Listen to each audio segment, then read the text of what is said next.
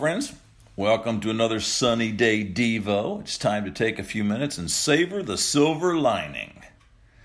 I hope that the weather's better in your neck of the woods than it is here because it is raining and cold. Sometimes it makes it hard to savor the silver lining, but we're going to do our best this morning. Page 1, A Time for Rhyme. This will fit really well. This one was written years ago by yours truly, entitled Heavenly Hardships.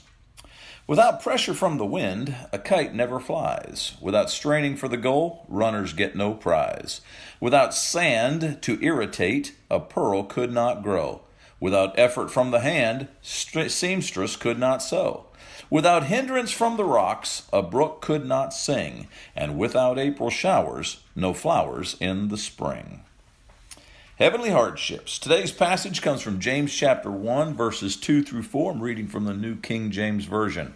My brethren, count it all joy when you fall into various trials, knowing that the testing of your faith produces patience. But let patience have its perfect work, that you may be perfect and complete, lacking in nothing.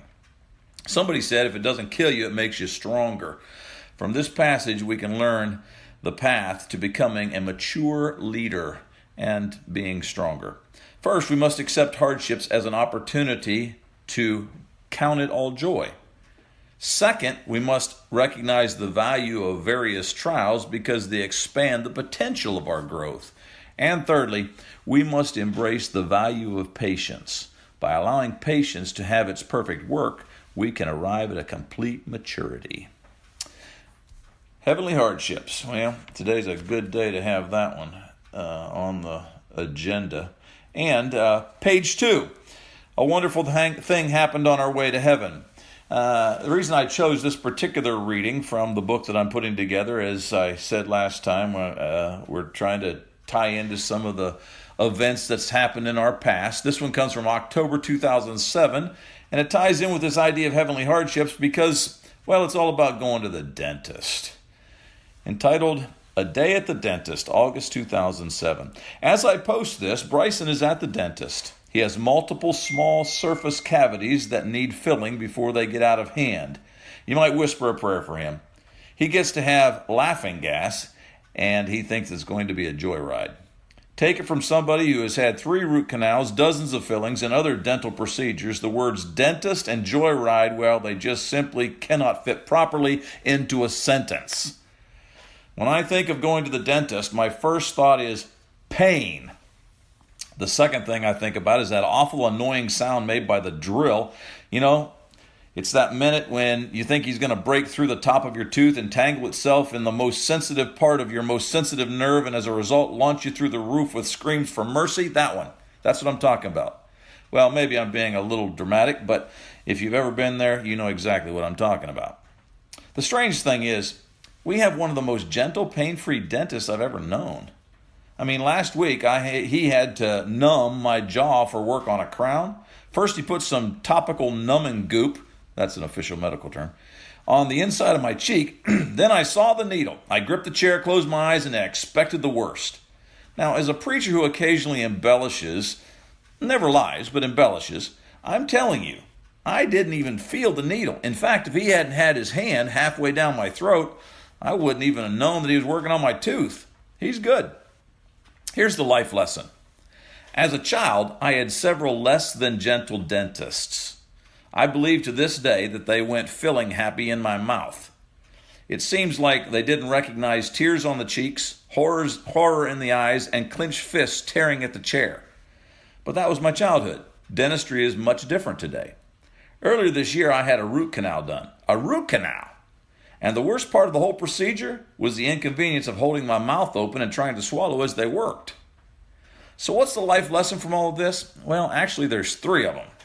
Number 1, God is so good. Aren't you glad that you're living now rather than back in the dark ages?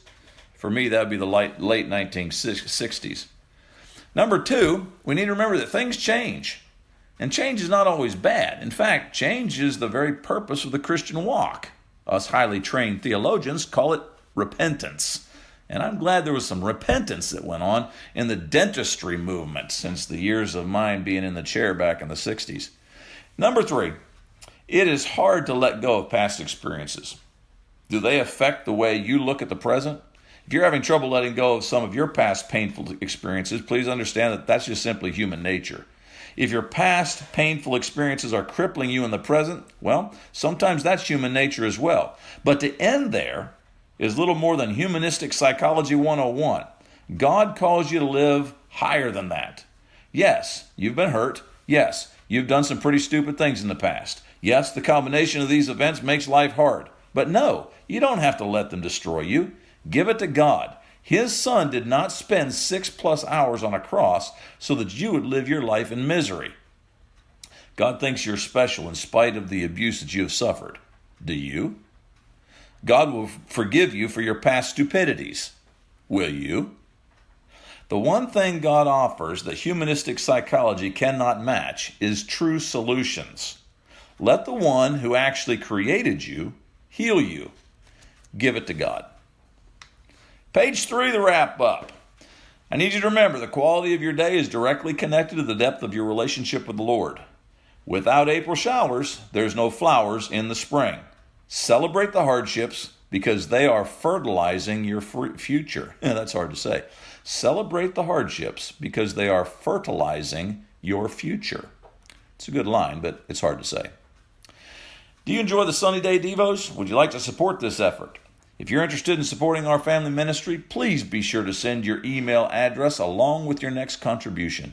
Contributions can be made online at sonnychiles.com, or they can be mailed to Sonny Chiles and Family Ministries, P.O. Box 682, Paragould, Arkansas 72451.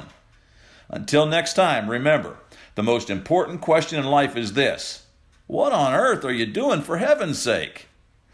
Be there, Matthew 16:26.